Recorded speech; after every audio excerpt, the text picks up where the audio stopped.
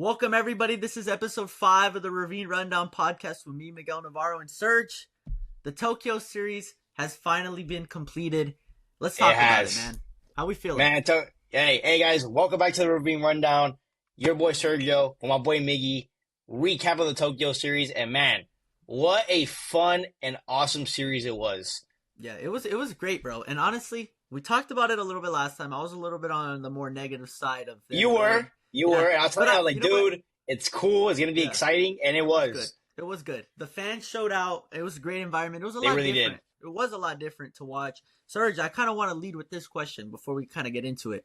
Did you wake up? Were we there? 3 a.m. Man, all right. So I was in and out. I did not watch one full game. I would wake up, see a couple innings, knock out, wake up again. But I know. Our boy Miggy here, the second game, watched the full thing. I did grind that out. Bro grinded it out. I don't know how. I couldn't sleep. I literally slept like 2 hours and then I woke up for the game. So I'm like, the first game though, I'm not going to lie. I stayed up for the first 3 innings and I just passed out. Woke up in the 9th inning and I'm like, yeah, buddy, I didn't even finish the game. I went right to bed. Yeah, nah. It was a tough couple games to watch, but hey, Dodger fans, Dodger Nation, you know how many people were up at 3 a.m. We showed out, bro. The Pantone was there. We showed out. It felt like Pantone, of course, was there. Yeah. It felt like a playoff atmosphere, bro. It felt like Dodger Stadium in Tokyo. Literally, man. The Dodgers, the fans do it better than anyone. And yep. I just got one more thing to say before we can really get into this thing. MLB, please. I don't want to wake up at 3 a.m. next year to watch my team's first game of the season. Just let us play in LA next year. All right? Hey, we're having the home opener in LA. Yes. But bro, again, I think this was an amazing series. Defending world champs, having 3 of the best Japanese players of the last decade to come over from Japan on the same team against the Chicago Cubs, who have Shoto Imanaga and Seiya Suzuki, great Japanese players in their own right. So I think it was an awesome way for MLB to start the season with that series. Yeah, in my opinion, they're growing the game, man. Like the Japan, they're just as passionate about baseball as the Americans are, and it was like proven, man. They just went all out. They had all the camaraderie of having a big old superstar team like the Dodgers come over, and they showed out. So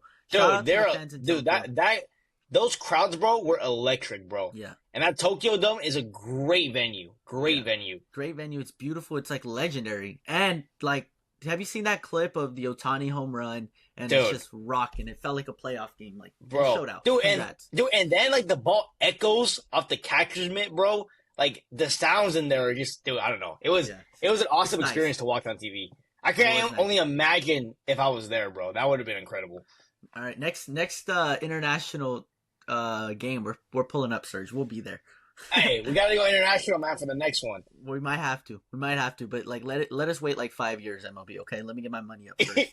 Let's let the pod grow. Gotta get the finances up, bro. Gotta get the pot up.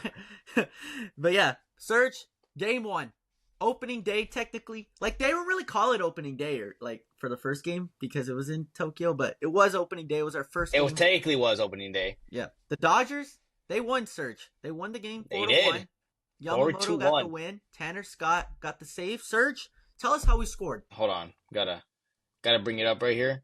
So, the Cubs actually started off this game on the right foot. Miguel Amaya scored Dansby Swanson off a double. So the Chicago Cubs took an early 1-0 lead. And then the Dodgers, in the 5th inning, as we all know as Dodger fans, 5th inning, we know how that goes. Tommy Tanks started off singled to left field, bringing in Andy Pages. Then Teoscar Hernandez hits a ground ball to short. They get the force out at second. John Birdie, who was on the New York Yankees, did not like the Dodgers talking about him and them. Overthrew the first baseman, gave us a run, and then Will Smith singles to center field, brings in another run. And Teoscar in the 9th inning brought in another run with a single. Again, that 5th inning really propelled us to the win. And our pitching, the bullpen especially, just locked it down right after, giving the Dodgers a 4-1 win. Yeah, bullpen was great this entire trip, man. They were really good. And I think that's kind of, like, I don't even want to say the strong suit of the Dodgers because literally every aspect of our team is a strong suit. But the way they showed up and pitched, they locked it down, man. And I want to give props. The bullpen is absolutely lights out, and we still have the model. Those are dogs out there in that bullpen.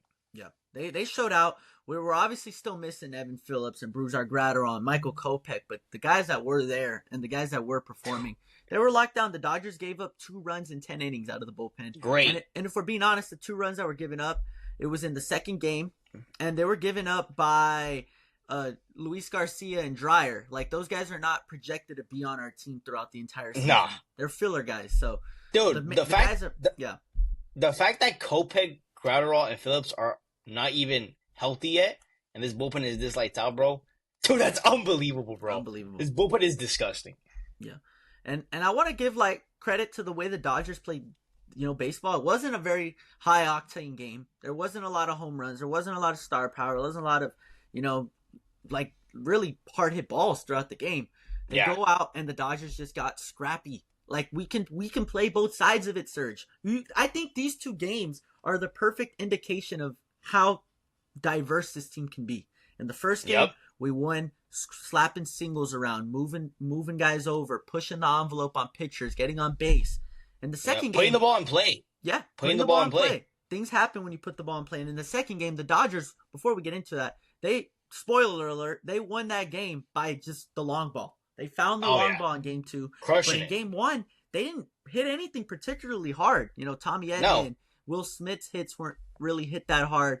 But the Dodgers, they took care of business. They won the first game. I think getting the first win out of the year is always something special. So congrats on the Dodgers on that one. I'm very excited about the way they played in game 1, though. It was really fun to watch. Yoshinobu Yamamoto back in his home country to start for the Los Angeles Dodgers, a World Series champion already, comes back, and he had a good 5 innings. It wasn't his best work, but again, first game of the year, he obviously maybe had a little bit of nerves being back in his home country, pitching in front of his fans. Pretty sure he had family there. So, again, they were a decent 5 innings, gave up 3 hits, 1 earned run, 4 Ks, 1 walk. Pretty efficient game from Yoshi. Yeah. Yeah, and the thing about Yamamoto is he only had 72 pitches. In a game where he's more built up, he's probably going 6, maybe 7. And he didn't have his best stuff. But I've been saying it, Yamamoto's the ace of this team. He had an ace-like outing. He didn't have his best stuff, still gave us 5 innings of 1-run ball, kept us in the game. And as soon as he got taken out, that's when the Dodgers woke up the bats. So he was still able to get the win.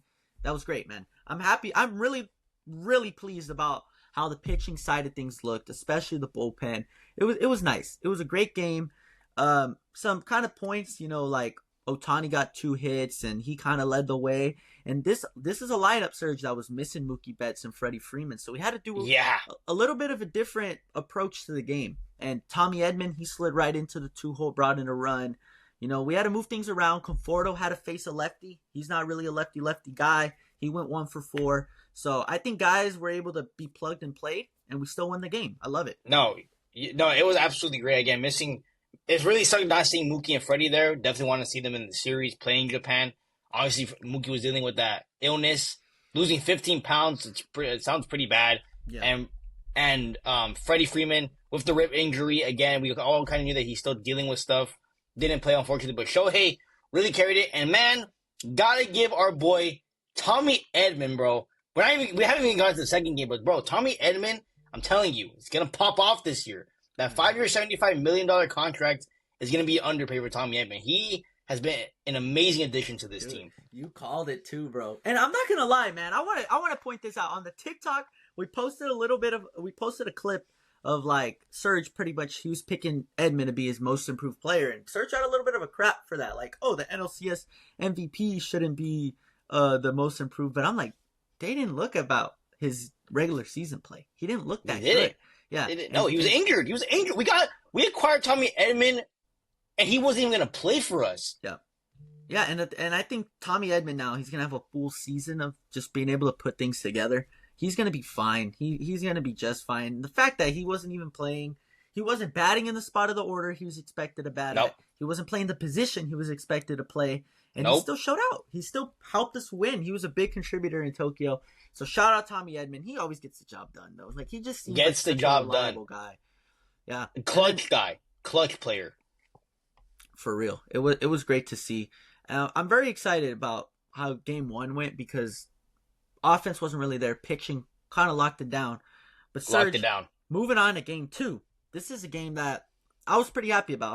I was a little more excited about because there was more fireworks in this game. The Dodgers would go on to win the game 6-3 against the Chicago Cubs, and The winning pitcher for the Dodgers was Landon Knack. Losing pitcher was Justin Steele for the Cubs. Serge, how do we score in Game 2?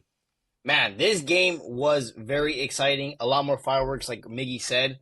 Started off, top of the second, Will Smith scored on a pass ball. Started off with that. Then our boy Kike Hernandez hits a sacrifice fly to Picro Armstrong, bringing in Muncy. Tommy Tanks hits the first homer for the Dodgers 2025 season. To left field, a little Oppo. Actually, no, he was actually from the right side. That's not even his best side. Homer from there. Kyle Tucker then gets the Cubs on the board with the walk, saves Suzuki to second. And Kike Hernandez hit an absolute tank in the Tokyo Dome. As soon as it went off the bat, I was like, oh yeah, that's gone. Off the back wall in the Tokyo Dome, giving us the lead. Then Ian Happ singles to left center field, bringing in Carson Kelly. And then Shohei had to do it in front of his home country. Homers. Actually, what's insane about the home run is that I didn't even think it was a homer. I thought it went off the wall. After review, it was a home run. Absolutely electric. And then Dansby Swanson doubles to left field, brings in Matt Shaw, and the final score is 6-3 Dodgers. Dodgers won the game. I think that the big storyline of this game was obviously Roki Sasaki making his major league debut. Yeah. And it was definitely, there's two sides to the Roki outing. I think he struggled, especially in that third inning, finding command. He had 5 walks in the game. He didn't have his best stuff. Not efficient at all. Yeah, and the first inning looked pretty solid. He got in a little bit of trouble in the second, got out of it with a double play. Miguel Rojas made a nice sliding stop and then tagged the base to end the inning. So that kind of helped him out, picked him up there. And something that I kind of was a little bit frustrated about, I'm not going to be honest. I know it's his first game, so I'm not going to get too into it, but the Dodgers gave him a lead, and he just seemed to lose control of the zone. He was all over the place.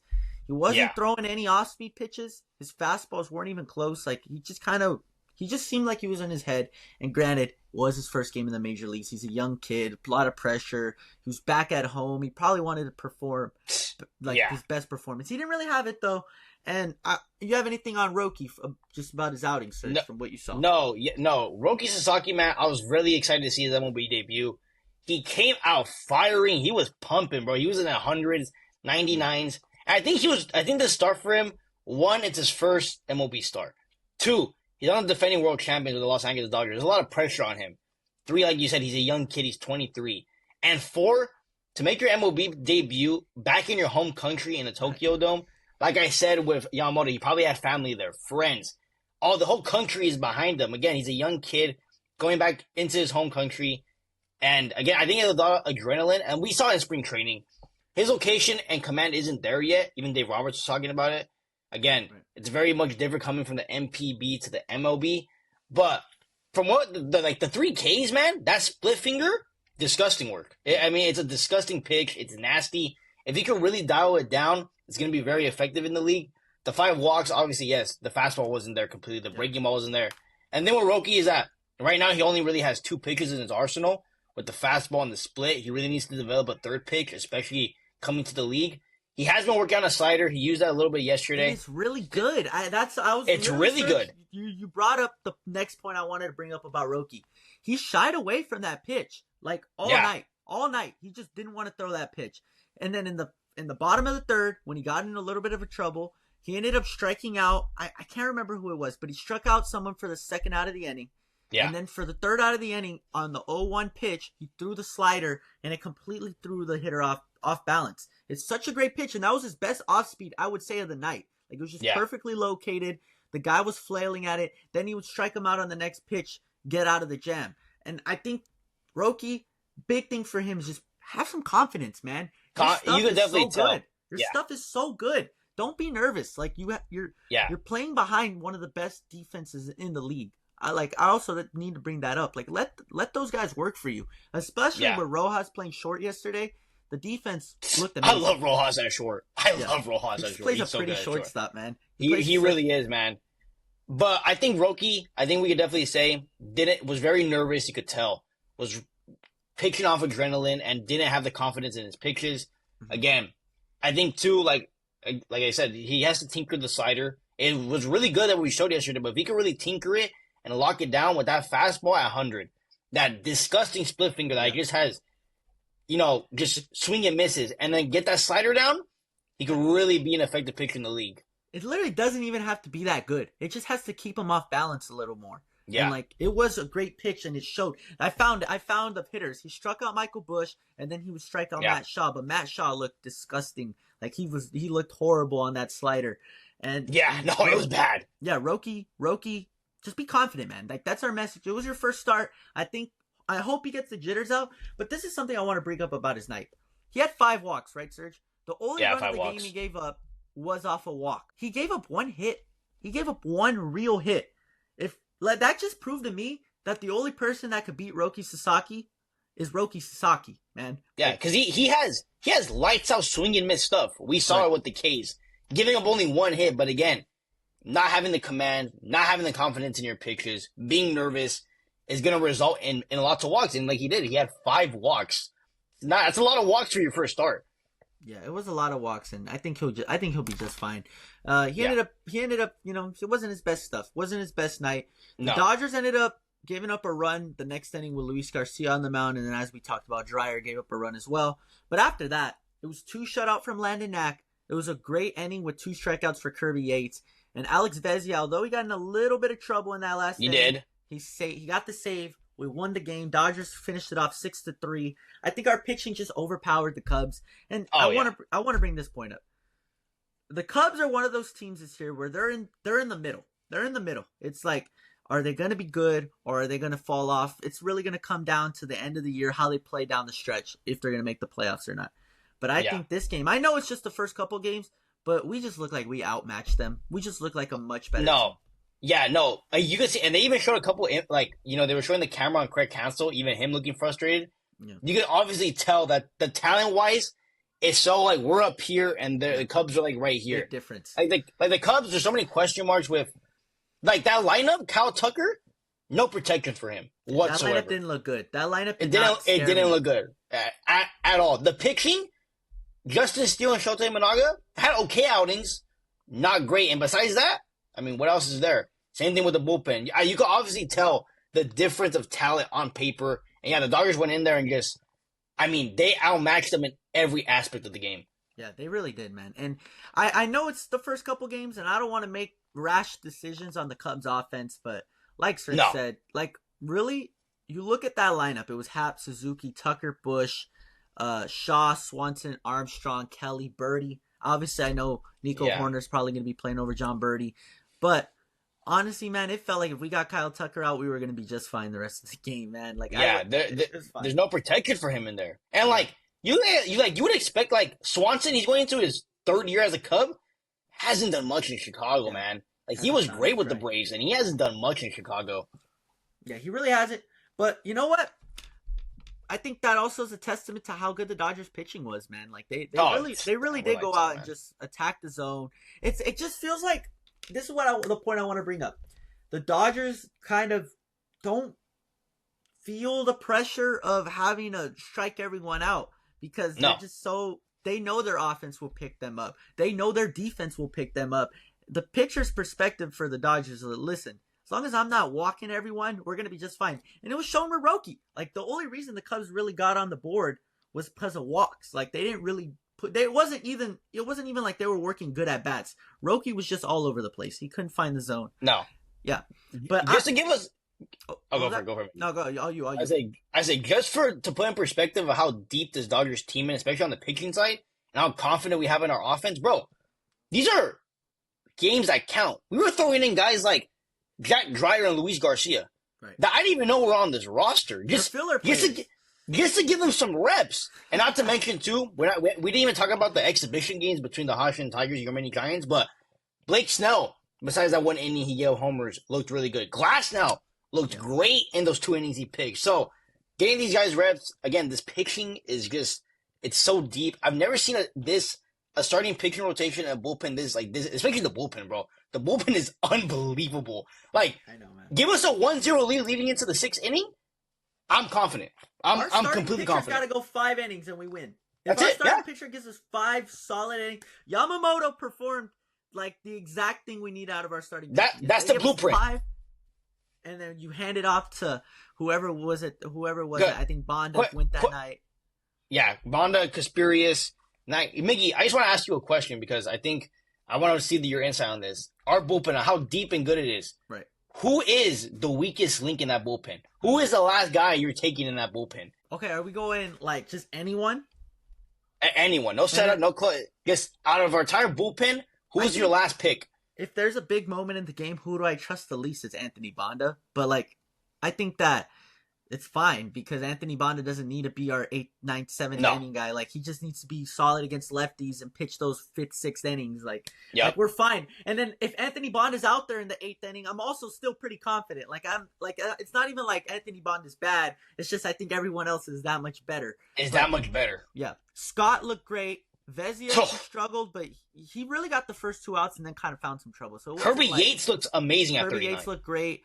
Obviously, Brewstar and Kopech and Phillips and Trinan, like even Trinan and game Trinan one was great the first game. He struggled a little bit. He got in a little bit of trouble, but his stuff looked just as good as I remember it. So I'm not gonna hold anyone. Like that's another thing. Like we can't overreact on these games. Like the way the Dodgers played was great, and I expect them to play like this all year. And I think this was just a sample of how good they are. But we also need to keep it going. We need to keep the momentum. We need to keep our foot on the gas. We need to not get complacent. I think the Dodgers. Went into Tokyo, did exactly what they had to do.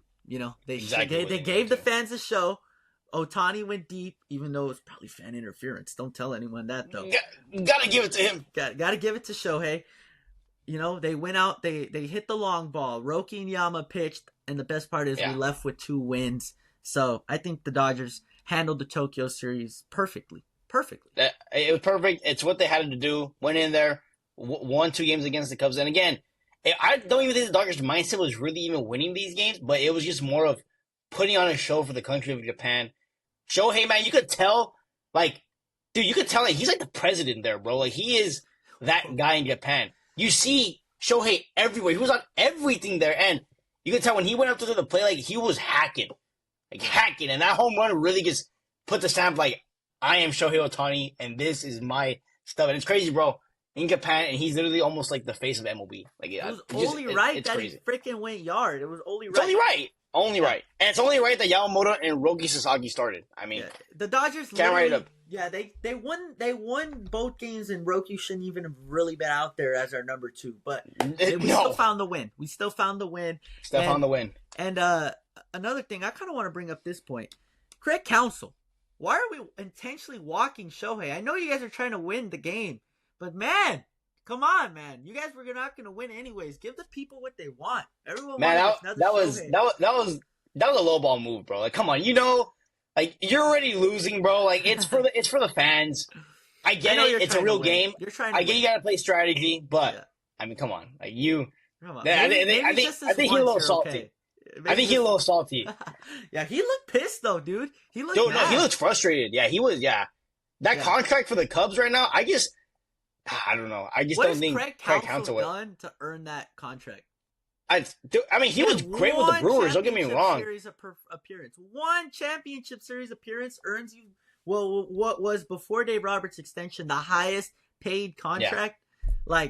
Come on, man. That was not. And the fact that Roberts only got $0.1 million more than him is absurd. Dave Roberts should have got 10 mil per year. I think Dave Roberts has proven more than Craig Counsell has. So. Oh, 100%. 100%. And you already know how people are. They're going to be like, oh, well, Dave Roberts had all these teams and this teams. But I think, I think a perfect example is this. In 2018, the Brewers had the Dodgers on the ropes 3-2. And 2018, go back to for everybody out there that wants to complain about the money and the players, Dave Roberts' first year in 2016. But we had Carl Crawford, Adrian Gonzalez still. We haven't always had mega stars, and we've gone out there and he's won every year. So, yeah, and yeah, that's perfect. Serge, I want to ask you this. We've talked a lot about the positives. I have something in mind that I kind of want to, be picky about. I am being picky about it, but do you have anything you kind of didn't like? Maybe Dave Roberts could have done differently. Maybe the Dodgers could have done differently, or maybe just being critical of a player. Do you have anything on that? Honestly, because I wasn't able to get a full watch of the games. I was literally half asleep. I kind of liked what I saw, but again, I understood that these games weren't going to be so focused on winning. Honestly, I think the most critical, because I thought honestly Pages, Teo, Conforto really impressed me. He actually wasn't he did pretty decent. But I think the most you have to give it to kind of like, I guess, Roki with the 5 walks. I didn't expect him to be so like unhinged and so like unconfident. But like besides, like Kike played a good first base with Freeman out. Like Kike can play everywhere. And honestly, I still haven't seen it yet. But like, I love Miguel Rojas at short. Like if Miguel Rojas was our everyday shortstop, I would be so happy with that. And seeing like Tommy Edman and stuff like that, like it just we honestly, it looks like we don't even need Ha-Seong Kim. I'm not even gonna lie. He was on the team. You're gonna have to change your X factor. But real quick on Miguel Rojas before I say mine, please unblock me on Instagram, man. We could still be friends. All right, Miguel. He blocked you? He blocked me, man. He blocked me. For what? What'd you do? Okay, so story time before I get into mine. 2023 NLDS, Dodgers down 2-0, and Miguel Rojas is posting freaking selfies in his car. And I just swiped up. I didn't even say. I swear to God, I didn't even say nothing crazy, Serge. I can't remember my exact words. I know I didn't say like anything crazy though. I know I said something around the lines is like, "Bro, we're down 2-0. Focus on the damn game." I don't even think I said a curse word. I don't even think I said the. Biggie, bro. I don't even think I said a curse word, bro. Bro, I was pissed, bro, because I remember that day. I was like, I didn't have work or school, so I was literally just like at home, and I'm like thinking about like, damn, today's the day we get fucking swept, and then I look on my phone, like, let me chill on Instagram for a bit, and I got this boy Miguel Rojas posting selfies, bro. Like, no one try to see this right now, Miguel, and I didn't say nothing crazy, bro. So please, we can make up. We can make Mickey Rowe. If you're even, I know you're not listening, but if you're somehow listening to this. Make amends with my boy Miggy. Come on, bro. He's a big fan. I didn't mean it, bro. Major respects to Miguel Rojas, but Mickey Rowe, if you're out there, unblock my boy Miggy. Unblock, and this is another thing, because obviously the selfie didn't freaking work because we did get swept. So I'm glad that we did get swept. And honestly, I'm glad that I didn't see any selfies. Like if Miguel Rojas was posting selfies when we were down 2-1 to the Padres this last year, I think my message would have been a little meaner. I think it would have been a little meaner. But you know what? I'm sorry, all right? Just unblock me. Unblock the boy Miggy. I'm going to make this into a clip, Serge, and I'm going to post it. Guys, if you guys have any connections to Miggy Rowe, unblock. Get it out there and tell him to unblock Miggy. Dude, I didn't mean it, all right? We're both named Miguel. Like, we can make up, bro. But yeah, moving on to just my one thing I can get really picky about. Really picky about. We know that you get critical. We know that I love you pick around the edges. Because it's like, bro, like why not get critical? This team's already so good. Like why am I gonna It really is. Like why am I gonna just sit there and like let's hear it. I didn't like Conforto playing against the lefties when Chris Taylor's on the bench, Serge. I didn't like that. Of course you gotta throw in a CT3 in there, man. I had to throw in some CT3 love. Bro, come on, man. Chris Taylor, I know he sucks. Sometimes. Come on. Sometimes. Brother. Come on, bro. We had 2 lefties in a row, bro. Just give Chris Taylor the start. Okay, but we gotta ask ourselves the question here. All right? You're gonna take a Michael Conforto at bat over Chris Taylor at bat. Right now, at this moment. Conforto went 2 for 8 with 2 strikeouts. I think Chris Taylor could have went 2 for 8 with 2 strikeouts. That's all I'm saying. Chris Taylor didn't even see the field. I know, he should have. That's what I'm saying. No! That's why when they went to the righties, then I would have been like, okay, put Conforto pinch hit. But give Chris Taylor some love, man. You know what? I'm not going to lie. I think for him, like, going out there, and he's healthy, tonight, making that trip with his family and everything and not even playing, I mean, that must suck. That must not feel good. I think guys like Chris Taylor and like Kershaw and all the guys like that, I think they've been through all the wars that we've seen, and like honestly, they might just be okay with chilling and riding the bench. They're just chilling. You know what? Though? Kershaw loves it. Oh yeah, Kershaw was enjoying the trip. Kershaw's like over there in the booth getting freaking interviewed, like he's a commentator up there. He's chilling, bro. Like, Kershaw don't care. Kershaw don't care about baseball no more, bro. I'm telling you. Yeah, he's a family man. He knows he's gonna be the 6th starter. Yeah, he literally cares about getting his. What was that? 32 strikeouts in a ring. That's it. And then he'll retire. That's literally what I was gonna say. He wants his freaking 3,000 strikeout. He wants his ring, but he wants to not even pitch in the ring. He just would sitting on the damn bench. I know it, bro. I know he doesn't care. You know what? I'm gonna bring up another point, and this is gonna excite you. But he didn't play in the real games. But in the exhibition games, man, James Outman did not look good at all. Yes. He just got sent down today, actually. So yeah, I don't know, man. It didn't look good at all. Sergio, listen, I want to bring this point up. This was funny to me. Obviously, shout out Serge on TikTok, play by play. He posted a TikTok of him reacting to a James Outman at bat, and guess what he did? Guess what he did? He struck out. I could have put money on it. I have a TikTok, Serge. I swear to God, Serge. I need to find it. It's like me recording the game, just talking. And I literally was just predicting high fastball, he's going to swing and miss. He did that shit 3 times in a row, bro. And I had it on camera. It was hilarious. James Outman, you suck, man. Like, you got to figure something out. I had potential in him going into spring because he had a pretty decent spring. But, yeah, those at-bats, man, did not look good. I don't know. It's like, I think it's another thing with him, too. Like, there's just no confidence at all. Yeah. He lost it, and he knows that his spot's taken. Like, he knows Conforto's there, and Pages. We're taking Pages all day over Outman at this point. Chris Taylor's over him all day. No. We're not going there. All right, Serge, I want to end on this. Oh, actually, I have 2 things I want to end on. First of all, I have a quick trivia question. I'm throwing you on the spot on this. You might have seen it on Instagram, but I'm curious. Serge, there's been 4 players to get a hit in 5 different countries or territories. A Dodger did it last night. Who is that Dodger? Max Muncy. That's pretty impressive. That's a cool stat. I think that's a cool stat. Yeah, no, that's really cool. It's actually funny because I don't know if you'd watched them or not, but Foul Territory with like Eric Kratz and Scott Braun and all them. They had Max Muncy on the post game show. Yeah, really good show, by the way. And they mentioned that to them. They're like, Max, you need a hit to be one of like the 5 players to have a hit in 5 countries. That's a cool stat. Like, you got a hit in 5 countries, and so he did yesterday off Justin Steele, roped a double down the right field line.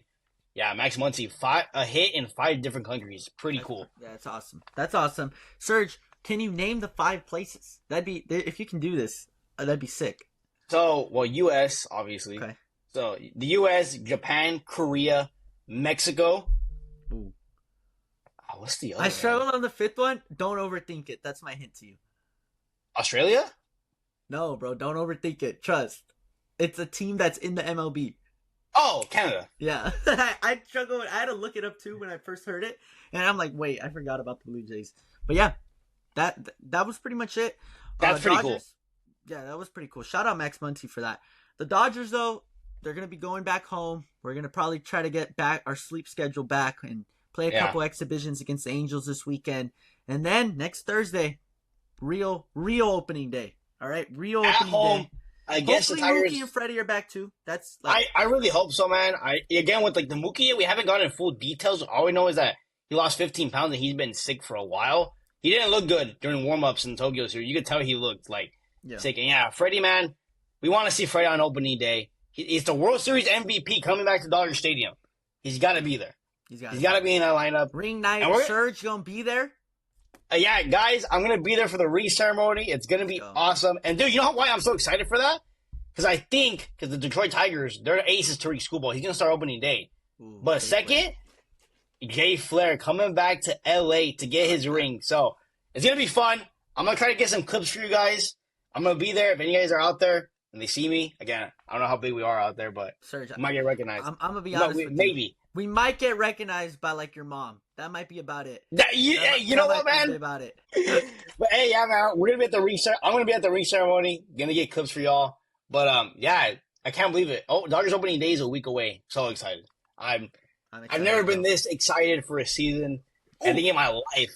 Yeah, I'm excited for that, and obviously with the ring night, you brought up something that I actually kind of want to ask you. This will be it. I know I keep saying, I keep adding freaking stuff to Keep it going. Come on. Can we talk about how piss ugly the jersey and the hat are that apparently got leaked for the ring night? The Dodger jersey and the Dodger hat. I haven't seen it. Oh my God, Sergio, they're horrible. No way, bro. They're really bad. Look up a picture right now, bro. Look up a picture right now. Where did you see that? Instagram? I want to say Instagram, like MLB, like one of those like MLB pages posted it. Like dude, they're really bad. Like I bought a World Series hat and I have a World Series jersey from 2020. those were sweet. They had the blue, the gold was just kind of outlining. The gold. Yeah. They're really bad. Let's see. They're really bad. I'll just look up. Hold on. Dodgers. This is monumental finding right here. Come on. Wait. Wait, bro. Is that brown and gold? Let me see. Point it to the camera. I'm curious to see what you're looking at. No, it's not that. Look, let me find it for you. I have it on my phone. Quick detour, people. Quick detour. I should have sent it to you. Now that I think about it. You should have sent it to me. All right, bro. This is the jersey. Hold on, it's hella staticky. Hold on, I can't see. Okay, I'll send it to you. Yeah, send it to me. People watching, that was the jersey, and then the hat is horrible. The hat is even worse. I'm almost tempted to not buy one, bro. I really don't care for one anymore. I was gonna buy one. Oh. Yeah, they're really bad. It doesn't even the 2021 looks so good. I don't know why they didn't just do the See, okay. It's not garbage, but the jersey, the outlining of the other colors with the gold lettering doesn't work. Yeah. It was better when it was blue and then the outline was gold. I don't know why they flip it. It was weird. And the hat, the hat just with the gold LA. I like the patch, but I don't know, the LA gold is a little weird. Dude, I'm not gonna lie, the gold looks like something that I'd pee out, bro. It looks horrible. Jesus, do better.